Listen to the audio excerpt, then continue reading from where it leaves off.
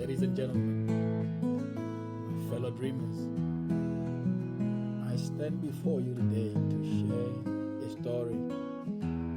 It's a story not just of my past, but a story of overcoming fear, embracing the courage and discovering the strength that lies within us all. It's a story I call The Brick I Overcame. You might be wondering what brick we are going to talk about. I was young, about the age of 6, living in a small traditional Botswana hut with my parents.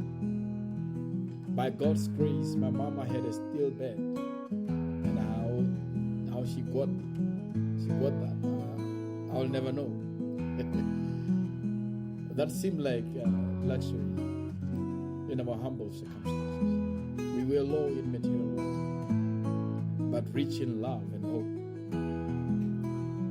In our cozy little hut, my mama would fold a couple of blankets and spread them on the concrete floor, and that was where I laid my head to sleep. It was the best she could offer, and I cherished it. You see, sometimes the biggest hindrance to a liberated mindset is when you start defining your life by circumstances surrounding you. We were in lack, but that was not my definition of self. I never feared that I would grow up to lack, because even at that young age, I saw myself through a different lens. One might wonder, Tanka, how did you know that at such a young age? Well, there were families around us who were well off, and I could see that. That was my vision, to become better. As I lay flat on my folded blankets without a mattress, there was this small brick by the door, covered in paper and plastic. Every night when my mama switched off the lantern, the natural light from underneath the door would cast the silhouette of that brick. In my young eyes, it looked like a small tortoise. I would shake and sweat in fear, convinced that the tortoise was moving towards me, until I cried out for my mama. She would wake up, light the lantern, and ask what was wrong. I would tell her about the tortoise moving towards me by the door, and she would look only to find nothing there. Maybe that's why, even as a grown man, I don't like sleeping in the dark. You can ask those who know me. I don't.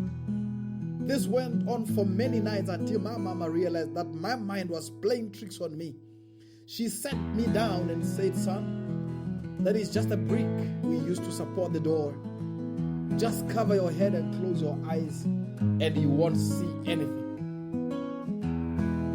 I started covering my head, but curiosity would get the better of me, and I would peek through the blankets and to see if the tortoise was still there. Sure enough, it would move, and I would cover my head again. I did this repeatedly until one day the tortoise stopped moving. It was then that I realized that by training myself to face my childish fear, I had returned to reality. The object was just a harmless brick.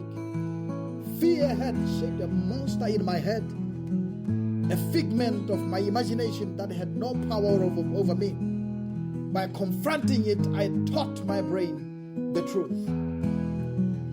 Fear shapes monsters in our minds. It makes us worship and obey the negative energy within us. It brings us to our knees, convincing us that we are unworthy, incapable, and not enough. But I tell you today, fear is just a brick. Face your fears.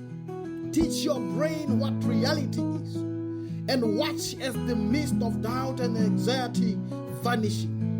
You will be amazed at how close you are to your destination. Fear kept you an inch away from your dreams and goals, but never reaching them. From today on, face your fears and win.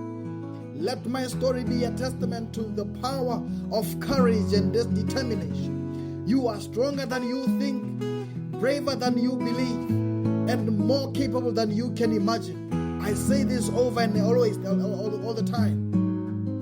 Thank you for being a great audience. Remember, the brick is not a barrier. It is a stepping stone. Overcome it, and you will find yourself on the path to greatness.